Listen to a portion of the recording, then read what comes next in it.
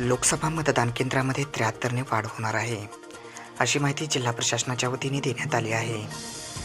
39 बीड लोकसभा मतदारसंघामध्ये 6 विधानसभा मतदारसंघ असून एकूण मतदान केंद्र 2344 इतके होते.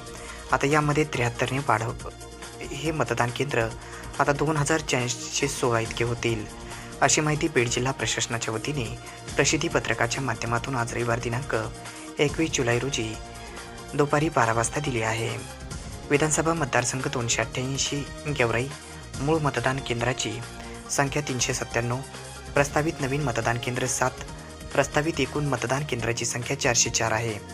प्रस्तावित विलीन विभाजन करण्यात येणारी मतदान केंद्र 5 आणि प्रस्तावित मतदान केंद्र ठिकाणात बदल 14, तसेच प्रस्तावित मतदान केंद्र नावात बदल 2 होणार आहेत.